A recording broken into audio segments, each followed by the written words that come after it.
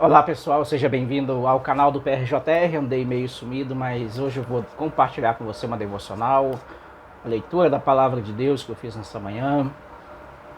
E o meu desejo é que essa palavra também te abençoe e traga um pouco de conforto e paz para o teu coração, né? Então, para quem não me conhece, eu sou o pastor Júnior, e se você ainda não se inscreveu no canal, se inscreva, ative as notificações. Aqui nesse canal eu vou compartilhar a palavra de Deus, óbvio, e de vez em quando as brincadeiras. Eu ainda nem comecei a brincar, pessoal. Então se inscreve aí, tá bom? Vou zoar o plantel também, que tá precisando, né? Bom, que todos nós estamos vivendo tempos difíceis não é novidade.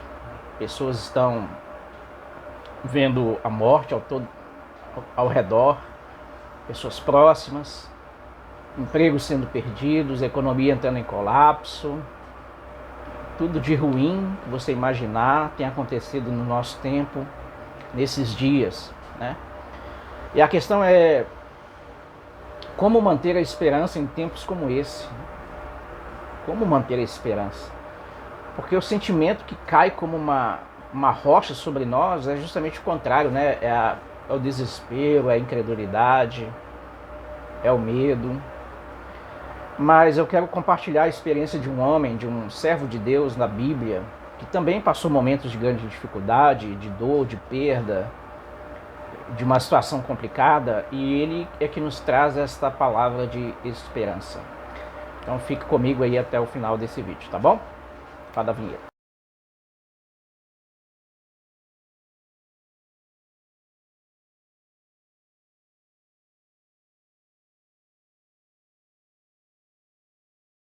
Olá, queridos. Então a palavra que eu quero ler com você nessa manhã é o livro do profeta Jeremias, né? O livro de Lamentações, Lamentações do profeta, no capítulo 3, a partir do versículo 21, que diz assim: Todavia me lembro também do que pode me dar esperança. Graças ao grande amor do Senhor é que não somos consumidos, pois as suas misericórdias são inesgotáveis. Elas se renovam a cada manhã, grande é a sua fidelidade. Digo a mim mesmo, a minha porção é o Senhor, portanto nele porei a minha esperança. O Senhor é bom para aqueles cuja esperança está nele, para aqueles que o buscam. É bom esperar tranquilo pela salvação do Senhor. Amém? É bom esperar tranquilo pela salvação do Senhor. Em outros textos aí diz, quero trazer à memória aquilo que me dá esperança, né? Então, primeira dica aqui de como nós podemos manter a esperança é verificar a nossa vida e a nossa memória. Talvez você não saiba, ou talvez saiba, né? Que diante de alguma situação da vida, o nosso cérebro vai buscar no subconsciente respostas àquela situação. Então, qual era a situação que o profeta estava vivendo? Ele estava vivendo dias tenebrosos, de cerco, de morte, em que o povo de Israel seria feito escravo, deportado, muitos iam morrer, mulheres grávidas iam morrer, idosos iam morrer, jovens, crianças, não haveria distinção alguma com relação a isso. A morte estaria por todas as ruas, conforme ele relata, o sangue derramado por todas as ruas. Não é uma situação difícil, diferente da que vivemos hoje, né?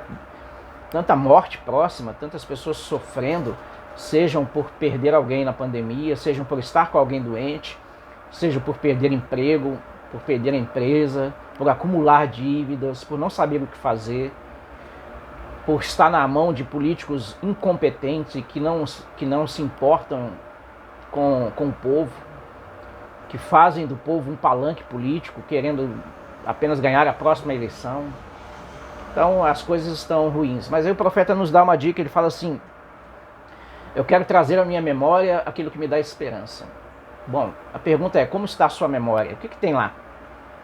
Já que nosso cérebro vai buscar na memória, no subconsciente, informações que possam nos ajudar, talvez na memória de muitos, as únicas coisas que ele vai achar lá é BBB Brasil, todas as não sei quantas edições que eu não assisto a Senhaca.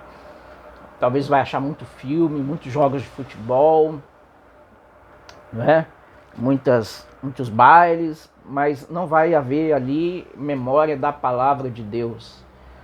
do conhecimento de Deus, de quem Deus é, do que Deus quer, do que Deus fez, do que Deus é capaz de fazer, e nem vai haver memória do amor de Deus. Então, é preciso que a gente cuide da memória. E se você não tem ainda uma memória construída com Deus, né, em relação a Deus, eu convido você a começar a construir a sua história hoje. Uma história de quem quer conhecer a Deus, uma história de quem quer servir a Deus, uma história de quem quer amar a Deus assim como Deus nos ama. Então, o profeta ele tinha onde buscar, né? Na memória dele havia conhecimento de Deus, havia experiência com Deus, Deus o havia chamado para o ministério, Deus havia confirmado a sua palavra, Deus havia cuidado dele, Deus havia dado a ele vitória. Então aquilo ia servir no momento de dificuldade da vida do profeta como um suporte. É por isso que ele falou, eu quero trazer a memória o que me dá esperança. Amado, nós precisamos nesse momento de pandemia, de tanta confusão, lembrar do amor de Deus, lembrar que existe a palavra de Deus à nossa disposição, lembrar que Deus nos ama e que Deus renova a sua misericórdia sobre nós a cada manhã. Precisamos nos lembrar de que o mundo tem prazo de validade, as pessoas têm prazo de validade. Às vezes as pessoas pensam muito em viver a vida da melhor maneira possível, mas elas esquecem que a vida é temporal, né? A Bíblia diz que poucas pessoas vão chegar aos 80, mais de 80, passou disso é cansaço, é enfado. Mas fato é que, e é fato que ninguém pode negar, é que a vida tem um fim. Então, às vezes as pessoas se preocupam tanto com que aquilo que é finito, com como vão aproveitar a vida aqui, e esquecem da eternidade, ou sequer acreditam nelas, né? Só que aquele que conhece a Deus, que já teve experiência com Deus, sabe que Ele existe, sabe que Ele é bom, sabe que Ele é amor, sabe que Ele é misericórdia. E toda essa lembrança vai ajudar você a superar os momentos de dificuldade. Então, leve à sua memória aquilo que te dá esperança. Alimente a sua memória com aquilo que te dá esperança. Eu sei que daqui a algum tempo as pessoas vão buscar na memória algo para dar esperanças para ela, e a única coisa que ela vai achar lá é gráficos do Jornal Nacional, morreram tantos hoje, tantos amanhã. Não vai ter nenhuma notícia boa para compartilhar, né? Esquece que ao redor há tantos curados, há tantos que são guardados, há tantas oportunidades surgindo para alguns. Há provisão de Deus para aqueles que estão sem trabalhar e que confiam em Deus. Então há tanta coisa para a gente lembrar do amor de Deus nessa hora e nutrir a nossa alma com esperança, né? Então a primeira coisa que o profeta nos ensina é isso, olha, cuide da sua memória, porque no momento da dor, da dificuldade, você vai buscar lá respostas. Então que lá tenha coisas que possam te dar esperança. Ele continua dizendo que devemos confiar no Senhor, porque as misericórdias do Senhor se renovam a cada manhã, grande é a sua fidelidade, Deus é confiável. Querido, as pessoas vêm e vão, as tribulações vêm e vão, os empregos vêm e vão, até mesmo as pessoas que nós amamos vêm e vão. Mas nós podemos confiar no Senhor pelo que Ele é, né? Pelo que a palavra nos ensina que Ele é. Ele é eterno, Ele é fiel. As pessoas não entendem a fidelidade de Deus. Quantas pessoas estão neste momento de pandemia perguntando por que Deus permitiu a pandemia? Amado, Deus é fiel. Se o povo tivesse cumprido a palavra dele desde o início, não haveria pandemia. Mas o mundo como um todo se esqueceu de Deus, se esqueceu das leis de Deus. Então a Bíblia diz que ainda que o homem seja infiel, Deus permanece fiel, porque Deus não nega a si mesmo. Então a culpa não é de Deus, a culpa é do homem. E se o homem foi tão obstinado por abandonar Deus, por procurar deliberadamente o pecado, se afastar de Deus, que ele seja também homem suficiente para aguentar as consequências. Então, o que estava diante do profeta era algo que não ia ser revertido por nenhuma oração, nem mesmo do profeta. Deus havia determinado que o povo de Israel ia sofrer porque havia abandonado o Senhor. Aquela situação era irreversível, estava ali diante do profeta, ia acontecer. Mas mesmo no meio daquele momento de dor, ele entendia que podia confiar em Deus. Por quê? Porque Deus é o mesmo que corta, é aquele que restaura. E se Deus havia tratado com o povo dele, e se Deus havia permitido aquela situação, Deus tinha algo a ensinar para o povo. Então assim que o ensinamento fosse concluído, Deus ia restaurar o povo. É isso que nós precisamos entender. Confiar no Senhor. E por que a gente tem tanta tanta dificuldade de confiar no Senhor, né? Por quê? Por que temos tanta dificuldade? Porque nós olhamos para nós mesmos, para o que está ao nosso redor. Nós precisamos confiar na misericórdia de Deus que se renova a cada manhã. As pessoas têm colocado a fé na política, em Bolsonaro de um lado, em PT de outro, em Calil de outro. A nossa resposta é a misericórdia do Senhor que se renova a cada manhã. E, porque aquilo que está em nós é essa confusão aí, de acreditar que o homem é a solução para tudo, que o partido é a solução para tudo, que a democracia é a solução para tudo, que a ciência é a solução para tudo, e nós já vimos que não é nenhuma dessas coisas. A solução é Deus. Deus é que criou o homem, sabe particularidade do homem. Se você analisar a Bíblia, você vai ver que Deus conhece tanto o homem, que Deus colocou até mesmo cuidados alimentares, que o homem não segue, sabe por quê? Porque ele pega a Bíblia e fala, isso é cultural, não sei o que, não sei o que, e vai lá e faz. Deus conhece tanto o funcionamento do corpo humano, que Deus sabe o que causa mal, mesmo assim um homem é obstinado em não cumprir os mandamentos de Deus. Mas se ele fala que eu devo confiar em Deus por causa de Deus, ou seja, por aquilo que está em Deus e não em mim, o que está em Deus que possa trazer para a minha vida um pouco de paz, um pouco de confiança? Eu quero deixar para você aqui algumas coisas. Primeiro, o governo. O que está em Deus e não está em mim? O governo das coisas. A Bíblia diz que o Senhor, ele criou, sustenta e governa todas as coisas. O coronavírus não é novidade para Deus. O número de mortos, Deus já sabe. Quando virá a cura, a vacina total, Deus já sabe. Por que Deus não faz alguma coisa? Porque o homem não pediu para Deus fazer alguma coisa quando estava lá pecando, quando estava esquecendo, quando estava abominando, quando estava destruindo a família. O homem não pediu para Deus interferir quando as pessoas blasfemavam de Deus no carnaval, né? E blasfemavam do Cristo no carnaval. Ninguém chamou Deus nessa hora. Eu vi um certo homem dizer o seguinte, mas se Deus então está punindo o povo por causa dessas coisas, você deve fugir desse Deus. Querido, tente fugir de Deus. A Bíblia mostra uma pessoa que tentou fugir de Deus, foi Jonas. Não há como fugir de Deus. O profeta estava vivendo uma situação de dor porque ele sabia que não tinha para onde correr. Não tinha como fugir. O povo ia colher aquilo que ele estava plantando. Mas o que ele estava querendo mostrar que naquele momento ainda haveria esperança. A esperança não era que o povo seria livrado do sofrimento. Não. A esperança é que o povo seria restaurado após o sofrimento. Talvez o Brasil esteja passando, junto com o mundo, uma oportunidade de consertar os seus passos diante de Deus e de ser restaurado depois dessa bagunça, dessas coisas todas. Né? Vamos ver, vamos torcer.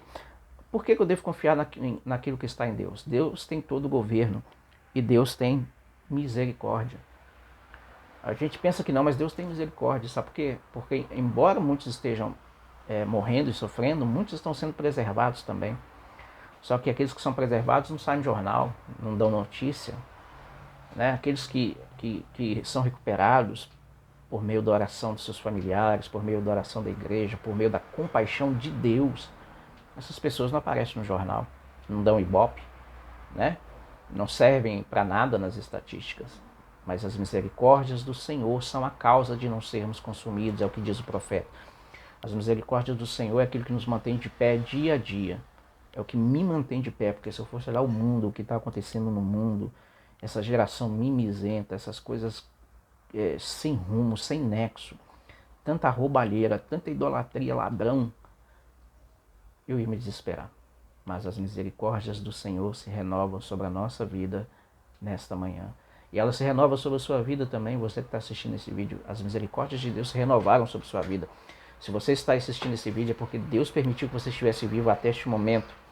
E Deus renovou a sua misericórdia sobre a sua vida. Tá bom? A outra dica do profeta é, espere no Senhor. Ele vai dizer, eu vou dizer a minha alma, esperarei no Senhor. É como se ele estivesse falando para ele mesmo, né? Olha, minha alma, se acalme porque eu vou esperar em Deus. Confiar em Deus é ter a certeza de que Deus sabe o que faz. Esperar em Deus é ter a paciência de esperar Deus fazer o que Ele faz.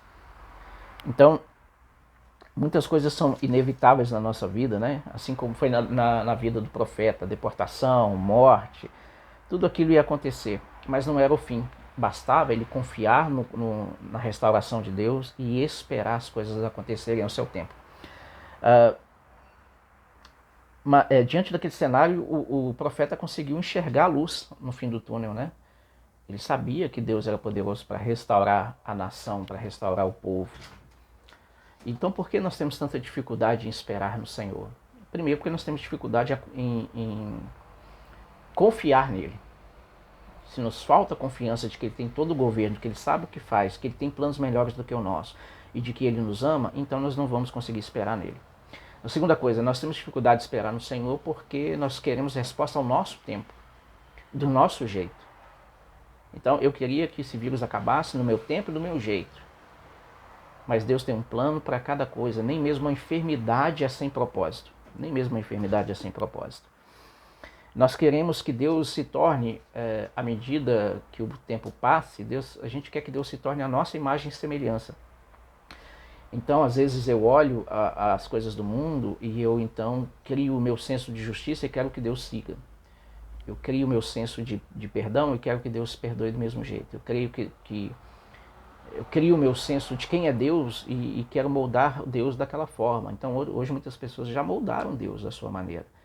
Pega um versículo da Bíblia e diz Deus é amor, então Deus é amor, tem que aceitar tudo. Então é esse amor que o mundo prega, mas que não é o amor da Bíblia e não é o amor de Deus. A Bíblia diz que o Senhor corrige a quem ama e açoita todo aquele que ele quer bem. Então esse amor que corrige, ele vem de Deus. Então, só que eu não quero isso porque o homem não gosta de ser confrontado nem corrigido, né? Mas confiar no Senhor, aquilo que o profeta diz de esperar nele, é saber que até a correção é para o nosso bem. Até as lutas podem nos ensinar alguma coisa, até as perdas podem, de alguma maneira, fortalecer o nosso caráter e o nosso coração, né? E por último, o profeta nos dá uma dica tão preciosa, né? Ele fala que temos que esperar nele em silêncio, com paciência, né? O que eu tenho percebido é que o mundo tem milhares de vozes que estão gritando cada vez mais alto. Vozes gritando ele não, vozes gritando cloroquina, vozes gritando maconha, vozes gritando liberação de drogas, vozes gritando isso e aquilo, enfim. Essas vozes, na maioria das vezes, só tem trago confusão e medo ao coração do povo. O profeta diz que quando ele começa a esperar em Deus, a confiar em Deus, a alma dele tem que se tranquilizar. O profeta Abacuque vai dizer, o Senhor está no seu santo templo, cale-se diante dele toda a terra. No Evangelho de Lucas relata que Jesus várias vezes se retirava para um lugar deserto para orar. Então, faça isso, né? Sai um pouquinho da confusão, das informações, que muitas vezes só trago medo às pessoas. As pessoas acordam pela manhã, já ligam o jornal, morreu mais 2.000, mais de tarde morreu mais 1.000. Isso é informação, tá? Mas é informação que vai encher seu coração de medo cada dia. Por que você não pega a Bíblia lá? Também tem boas notícias para você ler. Leia lá, né? A Bíblia, o profeta vai dizer que o silêncio é um lugar muito especial, onde a nossa alma precisa se aquietar. O profeta Elias teve uma experiência bem bacana com isso, né? Ele, depois de um momento de grande vitória, relatado lá em 2 Reis, ele então passa por um momento de depressão e ele vai ao encontro de Deus como Deus ordenou na montanha, mas aí acontece um terremoto e ele procura Deus ali, Deus não está, acontece um trovão, Deus não está, mas Deus se revela a ele no silêncio. Deus pode revelar a você no silêncio. Então tá com um dia complicado, faça alguns momentos de silêncio. Eu tenho ensinado a alguns membros da minha igreja a importância de fazer o que a gente chama de ofício divino. Parar alguns minutos durante a correria do dia, simplesmente contemplar o céu, respirar fundo e contemplar o silêncio, porque Deus pode te falar no silêncio. Então que Deus te abençoe. Eu sei que essas coisas às vezes parecem muito teórico, mas não é. Deus se revela nas Escrituras e através do Espírito Santo em nossa vida. Então que esse Deus possa iluminar sua mente, seu coração, que Ele possa mostrar para você a importância de se construir memórias de vida com Deus, que você aprenda a confiar em Deus, a esperar na resposta de Deus e que em todas essas coisas a sua alma se tranquilize, mesmo no momento que nós estamos vivendo de tanta turbulência. Porque ainda que o homem seja infiel, Deus permanece fiel porque não pode negar a si mesmo. Essa paz que eu estou propondo para você ao final aqui, que advém de tudo isso, ela não é uma paz utópica. Ela é uma paz que excede todo entendimento. A paz de Deus, a paz de Cristo, que excede todo entendimento, guardará os vossos corações em Cristo Jesus, conforme o apóstolo Paulo nos ensinou. Jesus é o shalom de Deus, Jesus é a plenitude da bênção de Deus. Que Jesus possa invadir teu coração e colocar ali a paz que excede todo o entendimento, porque as misericórdias do Senhor se renovaram sobre a sua vida nesta manhã. Então eu quero agora encerrar orando por você. Ore comigo. Senhor, meu Deus, eu te agradeço, Pai, por cada pessoa que está assistindo esse vídeo. E peço, Deus, que a tua paz, que excede todo o entendimento, vá ao encontro de cada um nesta hora. Ao encontro, Deus, de cada pai de família que não tem o alimento, que não tem o trabalho hoje. Deus, vá ao encontro de cada mãe que não sabe o que fazer para alimentar os seus filhos. Vá, Deus, ao encontro de cada empresário, Deus, que gera empregos e agora só está sendo gerado dívidas em sua vida. Deus, vai ao encontro, ó Deus, de tantas pessoas que saem de manhã para trabalhar, agora nem isso podem fazer. Mas também tem misericórdia daqueles que estão nos hospitais, sofrendo, entubados, das famílias, ó Deus, que sofrem. Senhor, renove sobre toda a nossa nação a tua misericórdia. E que seja, Deus, um momento em que a gente aprenda a buscar o Senhor enquanto se é possível achar.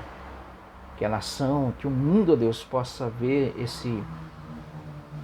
essa manhã, a cada manhã que o Senhor permite a nação estar viva, que nós possamos ver como um cronômetro zerado, uma nova oportunidade para nos tornarmos pessoas melhores, mais amorosas, para que os políticos se arrependam dos seus pecados, para que os juízes se arrependam dos seus pecados, para que os magistrados se arrependam, para que as pessoas se arrependam, ó Deus, de usar as pessoas como se fossem objetos.